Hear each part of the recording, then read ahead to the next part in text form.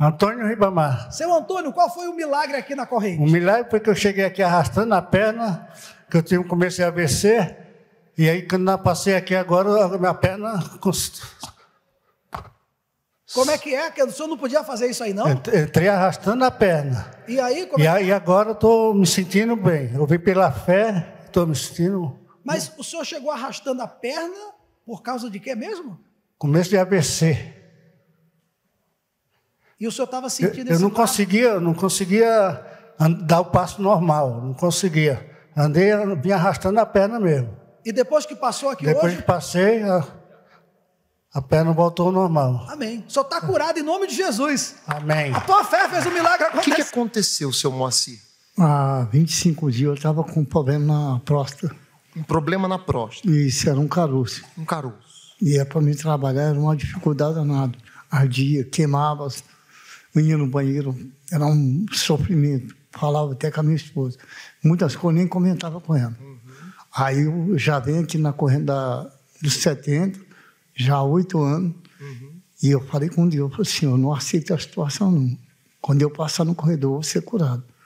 Quando eu passei, na hora não. Quando foi noite, eu levantei, o caroço sumiu, aquela desinflamação sumiu tudo. Funcionou. Graças a Deus. E hoje, para trabalhar, como é que tá? Normal. Normal? Normal. Dá certo. Dá certo. Deus abençoe. Muito bom dia. Preste atenção, você acabou de assistir resultados de pessoas que decidiram usar a fé. E eu quero desafiar você aí agora. Como assim? Quem é você para falar isso para mim? Talvez você pense. Pois é verdade. Você vai participar comigo agora de uma oração. Você vai preparar o seu copo com água. Você querendo falar conosco. Esse QR Code que aparece na sua tela te dá acesso a uma mensagem de texto, a nossa linha amigo, e nós podemos conversar com você agora. Agora, se você acha que talvez é um desaforo, uma falta de respeito, me perdoa, meu amigo. Falta de respeito é o que o teu problema está fazendo contigo. É a vergonha que ele faz você passar, é a humilhação que você vive, é o que o problema já tirou de você. Isso é que é uma falta de respeito. Aqui eu quero que você entenda que existe fé para mudar a sua situação. E se os 2 testemunhos que você assistiu não foram suficientes, presta atenção no testemunho dessa mãe e desse filho que foi diagnosticado com esquizofrenia, crise psicótica, ao ponto de ser internado. O médico disse, mãe, eu não tenho o que fazer com ele. Pois é, o médico não tem o que fazer, mas Deus tem. E talvez você já ouviu isso. Talvez você, o seu marido já falou isso para você, o seu advogado já falou isso para você, que não tem mais o que fazer, mas Deus ele tem. E eu desafio você agora, a orar conosco. Você vai ter essa força, você vai ter essa direção e você vai nos procurar hoje, em um altar. E Deus ele vai te honrar. Vamos orar. Neste momento, vamos unir a nossa fé. Vamos falar com aquele que tem o poder de nos abençoar, porque Ele é Deus.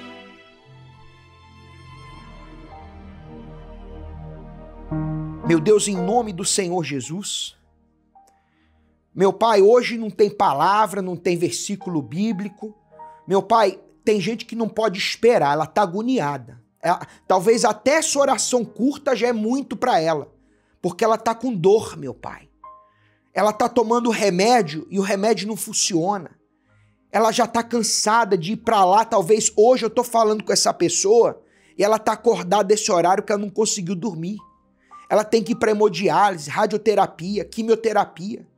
Ela tem que ir lá, meu Pai, fazer aquela fisioterapia, meu Deus, que talvez ela se sente no inferno, meu Pai, porque é uma dor que ela não sabe nem o que fazer, e o pior é que ela não vê melhorar.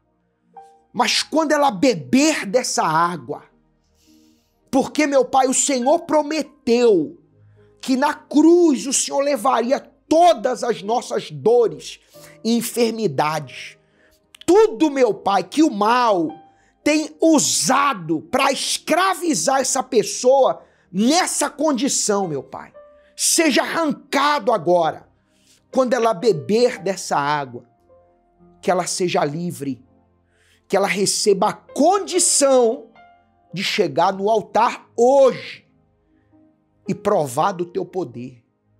É um desafio, meu Pai, pela alma dela, pela vida dela e porque eu creio que orando com essa pessoa, que eu nem sei quem é, aonde está, como que é, o Senhor está aqui porque assim está escrito.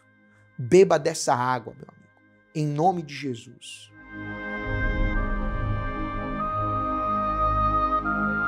Receba essa condição, seja livre, sua mente se abre, seu espírito se renova, seja abençoado em nome de Jesus.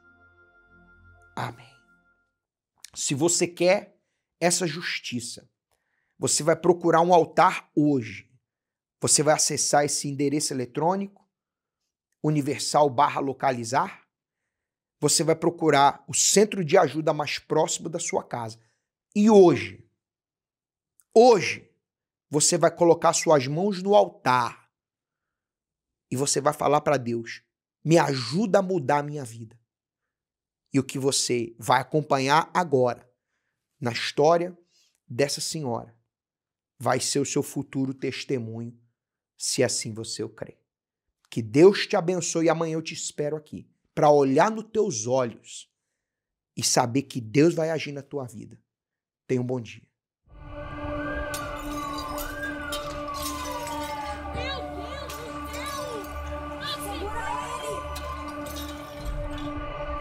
Essa foto foi tirada dentro da Igreja Universal do Reino de Deus e o meu filho deu um surto psicótico dentro da igreja e ele quebrou os bancos, ele quebrou as portas da igreja, destruiu a igreja e teve que ser amarrado, contido até o SAMU chegar.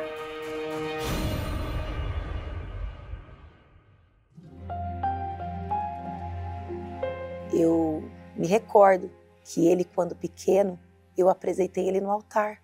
Ele ia para a IBI, as tias gostavam muito dele, ele era uma criança normal. E conforme ele foi ficando adolescente, o mundo foi brilhando para ele. Dentro de mim já estava o desejo pelo mundo, que eu via os amigos ali comentando sobre as festas sociais, eu via eles rindo. Foi na onde eu conheci a bebida, e da bebida eu parti para maconha. Eu começava a sair dia de quinta-feira e só ia parar na segunda, na quarta. E isso machucava, né? Porque, poxa, você cuidou, você teve um filho só e ainda por cima você vê o seu filho numa situação dessa. De tanto eu fazer o uso frequente da maconha, que é uma droga psicoativa, desencadeou a esquizofrenia, a síndrome do pânico, que é uma sensação de perseguição que a pessoa tem, e foi na onde eu tive o primeiro surto. E eu meio que fui perdendo o domínio do meu corpo. A minha vista começou a escurecer, tava vindo um ônibus e tinha um poste na minha frente. Eu me agarrei àquele poste aquele dia. Foi na onde que ligaram para minha mãe e foi o primeiro surto. O dia que mexeu comigo foi o dia que ele chegou nessa foto aqui, ó. Isso é o quê? Isso daqui ele deu o outro surto após o primeiro e pegou uma gilete e começou a apertar essa gilete na mão para se matar, porque ele queria mesmo era pegar essa gilete e cortar o pescoço. Aí o desespero entrou, me pegou. Eu fiquei desesperada. O pai chorava de um lado e eu chorava do outro. Olha o jeito que ele chegava em casa, desse jeito, todo sujo, virado de dias, usando droga e bebendo, e ao ponto de quase ele beber a própria urina. Sempre tinha que ter algo para a gente poder estar contendo ele, estar amarrando ele, tanto na perna como no braço, entendeu? Tinha que se amarrar, porque se não amarrasse ele, ele ia tentar contra a própria vida dele. Era desgastante mas eu tinha que perseverar. Eu fazia propósitos de pegar a camiseta dele e batizar a camiseta dele, como se estivesse sendo ele sendo batizado. E quanto mais eu lutava, pior ele ficava. Mas piorava assim de um jeito que não tinha, aos olhos humanos, não tinha jeito. Até os médicos falou para a senhora que se eu tivesse outro surto, eu nunca mais voltaria ao normal. Ele iria voltar ao normal. Ele tomava todos os tipos de psicotrópicos, ele tomava remédio para ansiedade, depois para poder aumentar o humor. Um remédio deixava ele babando, o outro deixava ele com o olho virado para cima, o olho tinha hora que o olho virava para baixo. Era uma confusão de medicação. E nos momentos que eu ficava lúcido, eu voltava a usar droga. Deu PT no Alexandre, ô Zezinho. Daqui a pouco tô levando ele embora, mano. Não saio mais com ele. O cara dá trabalho, de verdade, mano. Olha como ele tá.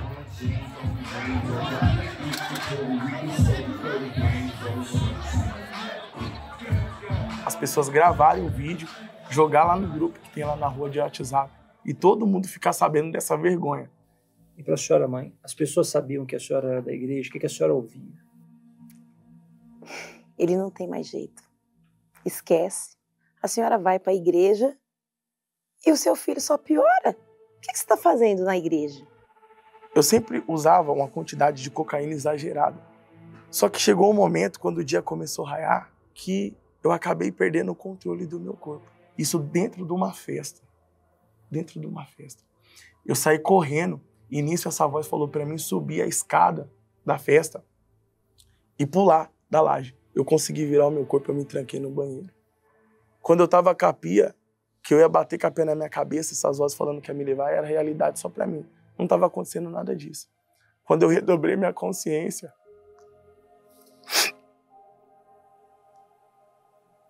aquele dia Deus me deu mais uma chance.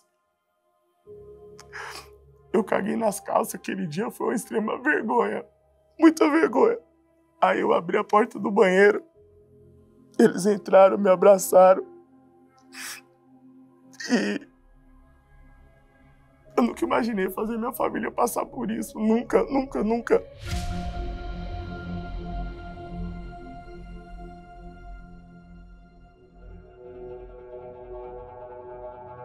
Eu, ali na fé, veio a pandemia, o pai dele pegou o Covid, ficou internado no hospital de campanha, saiu desse hospital de campanha e com 40 dias ele deu uma parada cardíaca e morreu na nossa mão, na minha mão e na mão dele.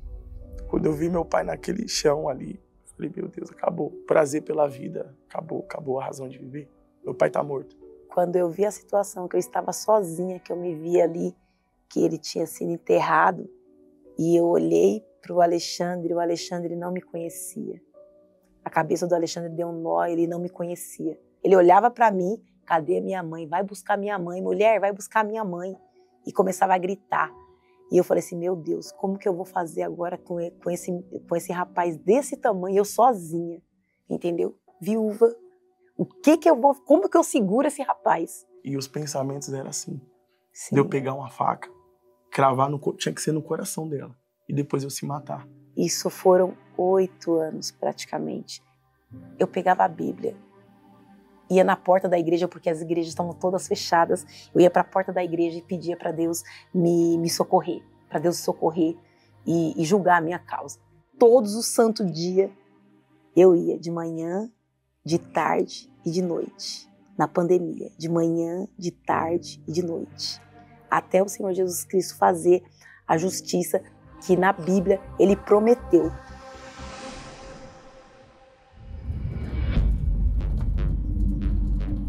Teve um dia que a gente estava voltando de uma consulta, ele saiu correndo, ele desceu do ônibus, saiu correndo no meio da avenida e saiu correndo no meio dos carros, gritando. Quando chegou lá na igreja, ele quebrou os bancos da igreja, ele quebrou todas as portas da igreja. Aqui ele gritava e se batia. Depois da igreja toda quebrada, Ele saiu assim, amarrado, e pode até notar que ele tá meio que amordaçado porque ele estava tentando morder as pessoas. Aí ele foi internado na ala de psiquiatria de um hospital. Chegando lá, ele mordeu a enfermeira. Aí a lágrima rolou. Aí eu chorei. Aquele dia eu chorei. E ao mesmo tempo que eu chorei, me veio uma força assim sobrenatural, que eu falei assim, ou Deus muda a minha situação agora, ou senão ele vai ter que matar nós dois. Porque eu não vou mais permitir com que isso aconteça, com que essa vergonha aconteça. Eu não vou mais permitir. Aí eu fui de novo lá para a porta da igreja, né? E era fogueira santa. A gente na pandemia, sem poder trabalhar, sem poder sair de casa direito. Mesmo assim eu fui para o altar. Eu tirei o chão mesmo dos meus pés. Eu fiquei na total dependência de Deus. Quando eu subi no altar, eu dobrei meu joelho e falei assim, Deus, eu não quero nem saber. Haja na minha vida. Eu quero a sua justiça manifesta na minha vida. Quando eu desci do altar, ele estava manifestado. O pastor expulsou lá aquele demônio.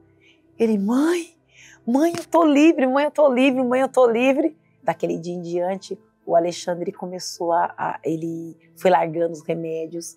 Ele mesmo tomou a decisão de largar os remédios, entendeu?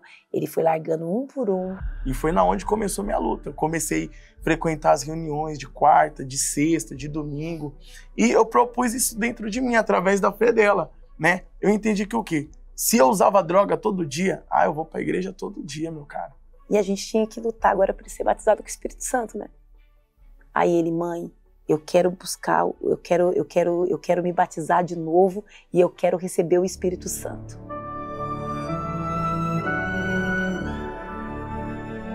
E comecei a buscar, acordava de madrugada, fazia propósito com Deus. E eu clamava a Deus ali. Só que chegou um dia que aquela busca foi diferente. Ali eu me ajoelhei diante do altar e eu busquei a Deus como eu nunca tinha buscado antes. E foi como se tivesse só eu e Deus ali aquele dia. Foi um dia inesquecível. Veio a certeza, uma alegria dentro de mim que eu era filho de Deus. Aquele dia Deus confirmou dentro de mim, através dessa alegria. Veio uma paz imensa, veio alegria, uma paz, algo que antes eu não tinha. Aquele dia foi inesquecível. Aí quando acabou o culto, ele chegou para mim e falou assim, mãe, eu recebi o Espírito Santo, a gente tem que contar pro pastor, vamos contar pro obreiro, vamos contar pro pastor.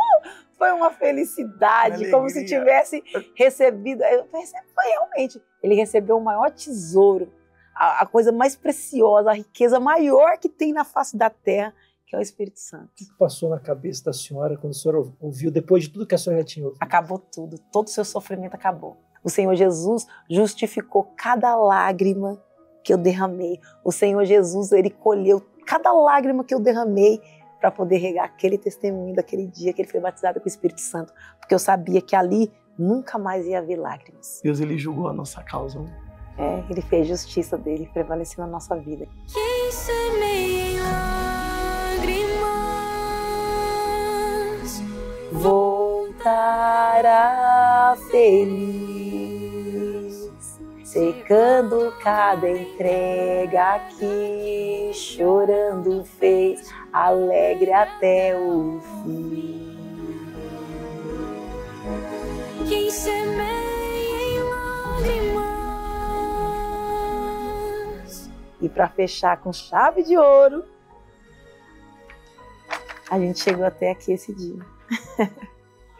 Essa foto aqui é uma foto que vai ficar marcada para o resto da nossa vida.